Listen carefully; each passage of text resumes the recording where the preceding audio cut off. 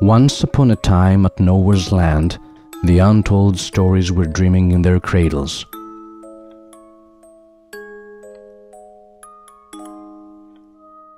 I opened my eyes.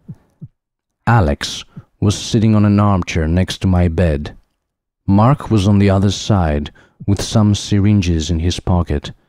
He was inducing drugs, one after the other, into my veins. "Did you think that I would let you die?" "I told you that this is not an option," said Alex. He turned on a monitor. Jim was lying on a bed, intubated, in a coma, connected to monitors. I don't know if it's because of you or he deliberately shuts down his brain. Every time we try to take him off the machines, he stops breathing. The MRI shows no irreversible brain damage. Mark has kept you both alive so far, but Jim has developed an infection that doesn't respond to treatment. You need a way to wake him up within 48 hours. He's in dialysis now. We are doing our best to keep him stable, but that's not good enough. We can't plug him in because of the infection. So it's up to you to restore your connection and bring him back. No, I won't do that. It's his choice. Do you want to talk about choices? Was Prometheus the only version of your virus? No, it wasn't. What happened to the first version? Its inhibitor failed to control the virus, so the ancestors' memories devoured every new memory. No new memory could be stored, so the lack of time's perception dissolved the carrier's identity. I altered the RNA sequence on the database so nobody could recreate that version now. What happened to the prototype?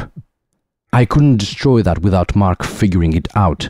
I was already working on Prometheus, so I replaced the first prototype with the second version and hid it at my office. No, you didn't. You put the virus in your cup of coffee and you put the vial back in its place, but you left your coffee there on your office. Lisa came to give you her report and spilled your coffee by accident. She cleaned your mess and brought you a new one. Lisa got fired within a week due to being crazy. You realized what happened, but you didn't speak up. This is Lisa now. Alex used his remote control and showed me Lisa lying on her bed. Mark had to put her into a coma once every memory of hers was devoured by the memories of her genes. We have the antidote of Prometheus, but it didn't work. You never worked on an antidote for your prototype. You're a carrier of the Prometheus virus, and we have been controlling its intensity so far with your work, but we are not going to do that anymore. If I were you, I wouldn't come up with any good reason why I should even give it a try with all that blood on my hands. Nevertheless, I won't give you any other option but fix your mess. He leaned on me and placed the bridge on my skin.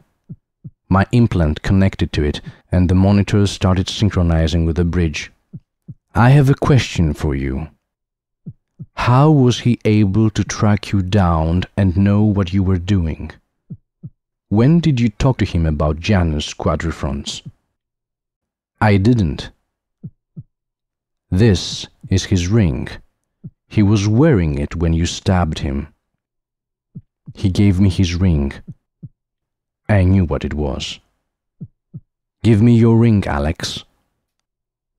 I'm not giving you my ring. I already gave you Jim's. No, this ring isn't Jim's. It's yours. Let me prove it to you. Alex gave me his ring. You look at it, but you can't really see. Let me help you with that. I removed the stone from Jim's Chevalier, opened the ring, and placed Alex's ring inside it, forming a cross. I pressed one ring into the other and formed a new ring. As you can see, you were not looking for Jim. He already knew about you. You can try it on. It still fits you. Lisa never got in touch with the virus. Paul isn't dead either. I didn't kill anyone. I have been here more times than you are willing to admit. I have listened to your story over and over again. You obviously know Jim's work, so the question is how I know about it. I took the stone that I had removed and placed it back on the ring and put it on my finger. This ring was made for me. Let me show you how it works. I pressed the stone on the ring, and a needle got into my flesh, while drops of blood appeared on my hand, while the ring's crystal turned from red to green. It seems to me that you weren't simply looking for Jim. He was also looking for you. I turned my palm to him. Janus's symbol appeared on it, while my bridge on my face started changing shape and the crystal started emitting a sound. You have one chance, Alex. Tell me, how many times have we had this conversation so far? Janus, stay focused. Prometheus is taking over your mind. I need you to bring Jim back. You are the only one who knew about the ring. If I knew about it, why hand it to you? Because once the two rings become one, its code is not compatible with you. It's useless to you wearing it as a chevalier. I stood up and looked at the monitor, pointing to it with my chevalier. The crystal turned brown and the sound stopped. The bridge isn't decoding my memories now. It's not my ancestors' memories. It's not your ancestors' memories either. It's your own memories. How old are you, Alex? Your concern now should be Jim, not my birth certificate. Focus. When were you born, Alex? Alex took a gun and pointed it to my forehead. We are running out of time here. I need Jim back, and I need him now. You are wasting my time. Connect with him and bring him back. Make him come back. It's an order, or I will shoot you right now. He seemed determined to get what he wanted regardless of the cost. He was the bullet, and he wasn't waiting in the gun. He has been orbiting for more decades than I could recall, trying to catch up with his target. Alex had been a hunter long ago, before he started forming and training this team. I pointed the ring to Alex, and the ring started emitting in Morse code. Although I didn't know it, my bridge started decoding it instantly. You killed me more than once, Alex. I have no doubt that you will do it again in cold blood. Do it. Pull the trigger. I die. You go on. You can't die. You don't want to bend time in order to go forward. You want to go back and stop yourself from killing me for the very first time, way back when I had another name and turned you down for Jim. Alex hit me with his gun, and I fell on the floor. Alex put his knee on my back and started removing my bandages violently. I didn't do that to you. Jim did. Do you want me to remind you how it felt? He took a scalpel out of his pocket and started cutting my stitches in a rush. You're right. If I kill you now, then we meet again at this point. You make me furious and I kill you again. You know that I want to put an end to this for good. You need me in your twisted mind. You need me to kill you every time you fail to save him in order to meet again. And I kill you. Every single time. You're right. I remember. This time I am sharing my memories. Prometheus will help you to remember as well every death of yours. He stabbed me with a scalpel while he was uploading his memories on my bridge. Make your choice, and make it now that you still stand in the eye of the hurricane in full conscience. Soon you will be in so much pain that you won't be able to think anything. You will only feel. Pain is all that I have kept for you. Bring Jim back. Now. I screamed as he was cutting my back and uploading our previous memories on my mind while my ring's crystal was emitting a high-pitched sound. The door opened and Jim rushed into the room. "Get away from here," he shouted, punched him and took the scalpel from his hand. "It's me the one you need, not her." "I promised that I would always come for you," Jim told me as he put pressure on my wound that kept bleeding. "I am here, Alex. No matter how hard you have tried, you didn't manage to find the reason why, despite the fact that our fate is one, you can't reach me. Regardless of all your lectures, deep inside you don't know what you want. You claim that you want to go back at our first meeting, so you did everything in your power to recreate it. Now you have one more try. Here I stand before you. What do you want? What do you crave above all?"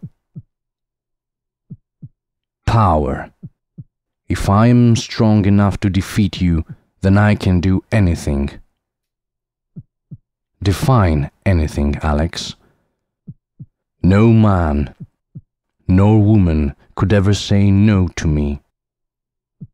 "So your inability to deal with rejection is what keeps us trapped." "You are not trapped. You are free to go any time you wish."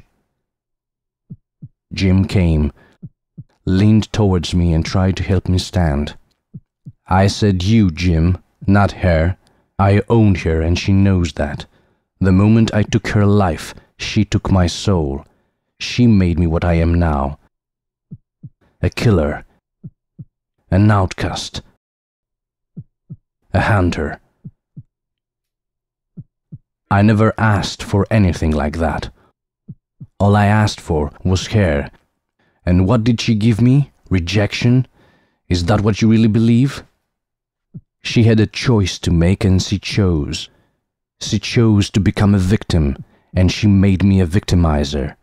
She turned herself into prey, transforming me into a hunter. She could stop it before it could even start. I would have let her leave. I wouldn't have killed her in the first place if she hadn't looked at me the way she did. If she had looked the other way and left without a word, none of us would have been here now. But she was so certain that you would show up, that you would always show up, that she used me to make you show up. You did show up, and you killed me with my own knife, but I didn't die. She violated my fate and made me orbiting around her endlessly. I fear no hell, because she has already created one for us both without my consent, so I will drag her down with me wherever I go. I own her. She gave birth to the man I am today. I keep giving birth to her transformations. Deep inside, you know that it's not me who keeps you trapped here. It's her for failing to break blood's vicious cycle every time we end up here.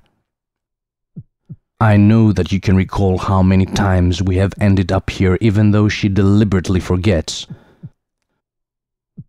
What are you going to do this time, Jim? If she dies, you kill me. You leave and we start over. Next time, I won't be calling you Jim. I have called you more names than I could remember. It must be silly for you, since none of them is your real name. You are not real, at least not by any parameter that we use in this world to define what's real. That's why she keeps failing telling one from another in the beginning. She's aware of you, but she needs time to accept that you don't belong here.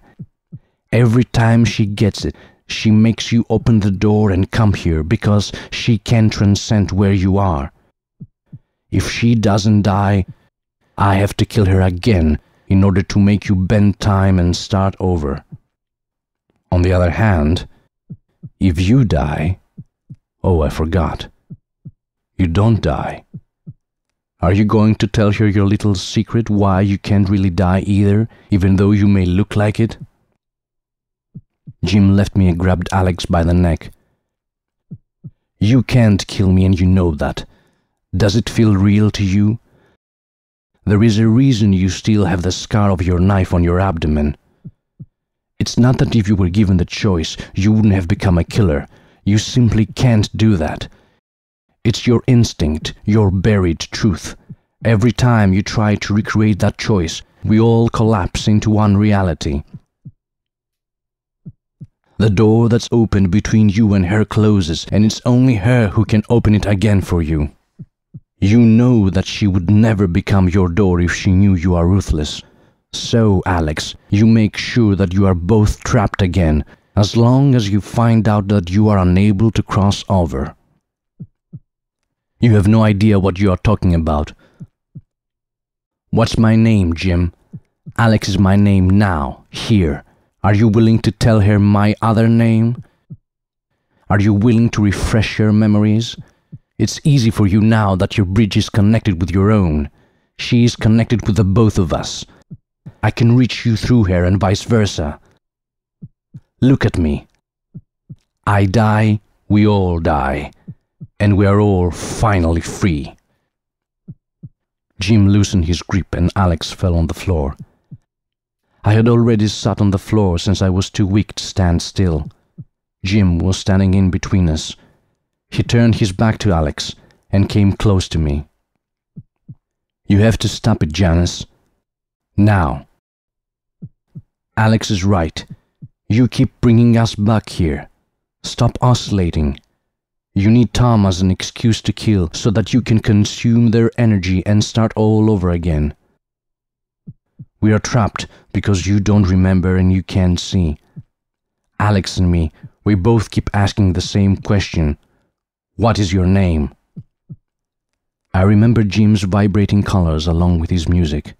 He has been my Mad Hatter, able to cross my thoughts despite Alex's manipulation. I looked at my ring and Janus Quadrifrons' image on the back of my hand. I was at war. All 4 doors were open and he had to close in order to get out of there. But there were only 3 persons in that room, me, Alex, and Jim. The triangle inscribed in the circle. Janus Quadrifrons, on the other hand, was a tesseract. I kept on accessing other people's consciousness, but I never really tried to access mine. I started vibrating at my own frequency. A door appeared in front of me. I knocked. "Who is it?" a voice asked from inside. "It's me," I answered, and the door vanished. I got back to darkness, yet I kept on trying to synchronize. The door appeared once more. I knocked again. "Who is it?" "It's you," I answered. The door opened and I walked in. There was no one in the room.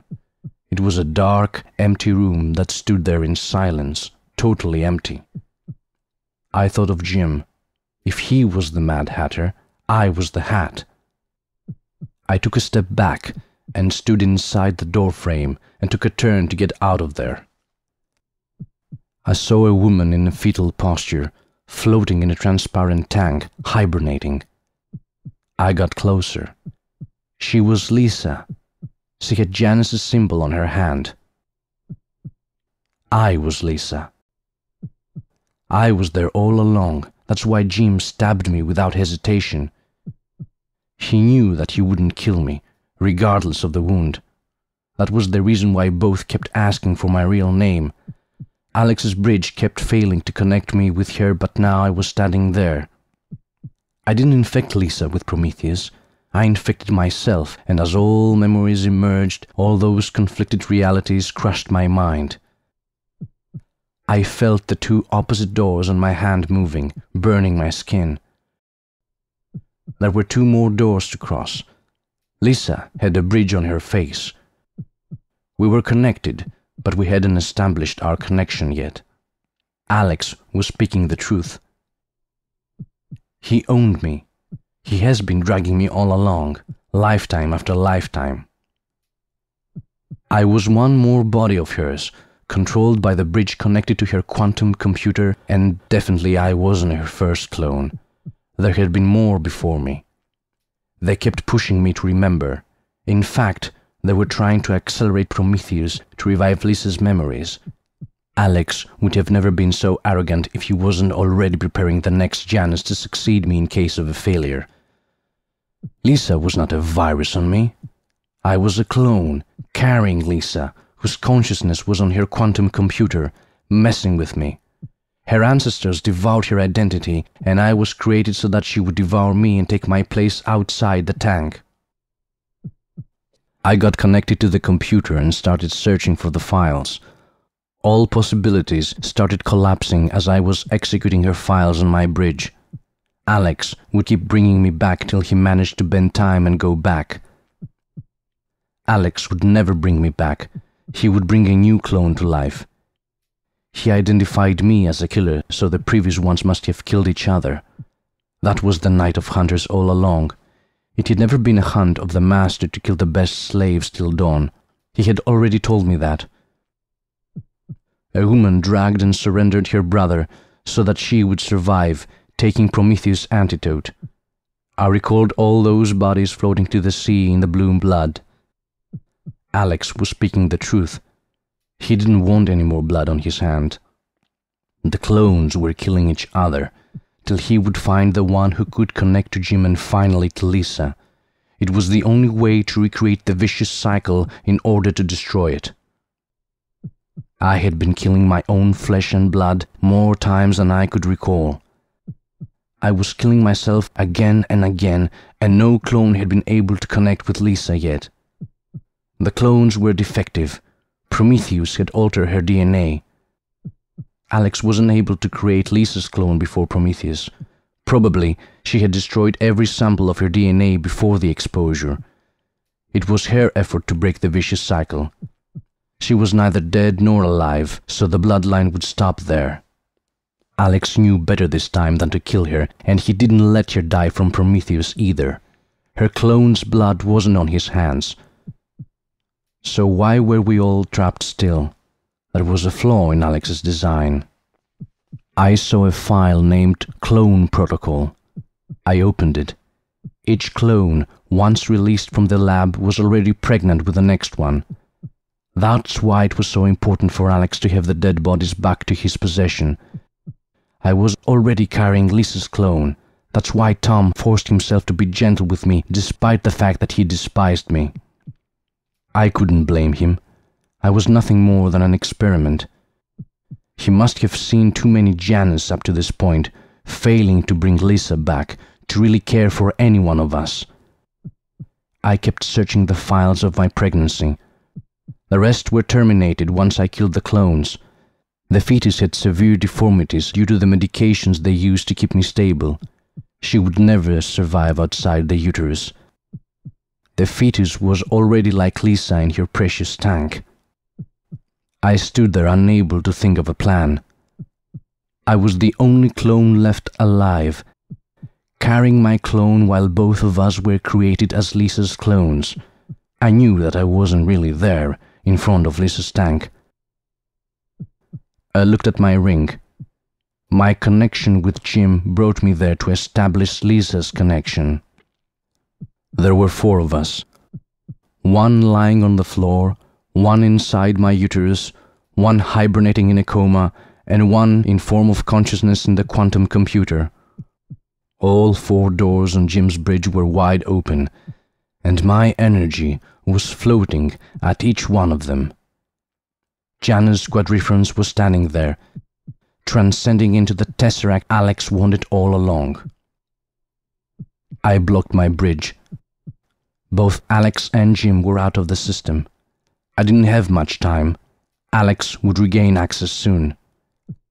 I started uploading my files to Lisa. She would be no more a blind observer.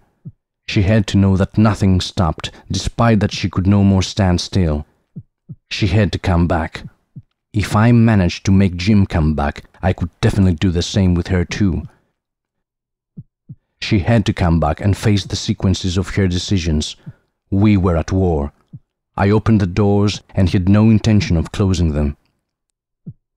She would have to come back and close them by herself. I kept uploading as fast as I could all my shattered memories to her when she opened her eyes and looked at me. She put her hand on the tank and I put mine in front of hers. She started uploading hers to me up to the point that I felt an unbearable pain on my head and I fell. I was back on the floor among Jim and Alex. I turned to Jim and said, "Your name is not Jim. You have no name, because you don't need a name to identify yourself as an entity. You are willing to listen to any name I wish to call you, but you never had one. You don't need our language to communicate. I am not really here, and you are not either. You don't have a physical body. You are borrowing other people's bodies each time you need one. The only thing that we have in common is that I don't have a name either. Your questions don't have an answer. In a binary perception of reality, I am an artifact. Alex created me in a similar way that Lisa created him, but I am incomplete and dysfunctional in a sequence of failures. Yet I managed to form a bridge towards you so that Alex could get an answer for his quest. You were the only one who could give him his breakthrough. He designed all four of us as a tesseract. I am not going to kill Alex. We're not going to meet all over again. I am going to destroy the fractal instead. Lisa disconnected herself from the tank and the computer.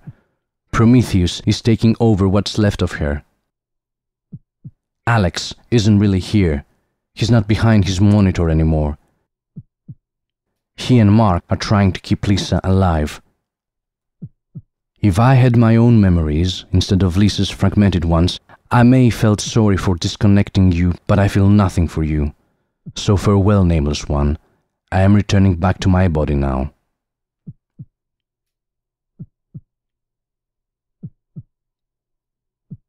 I woke up in the lab connected with the computer.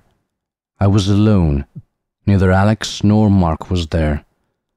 Lisa was dying without a doubt. I checked the monitors. Prometheus had his own clone running on the computer, destroying the files. Tesseract was falling apart. There were only two left. I went back to the bed and checked Mark's drugs. He always kept them close in case he needed them to bring me back. I took a syringe and filled it with adrenaline and nailed it to my leg. Once adrenaline kicked in, I fell on the floor gasping, while my heart accelerated out of control. I grabbed my bridge and removed it violently. The fetus was useless to him. I would be useless too after my stroke. I tried to talk as I started sweating. I could barely mumble. I fell on the floor and everything turned black. I was finally free. We were all free. The fractal was shattered at last, and I started floating into serenity.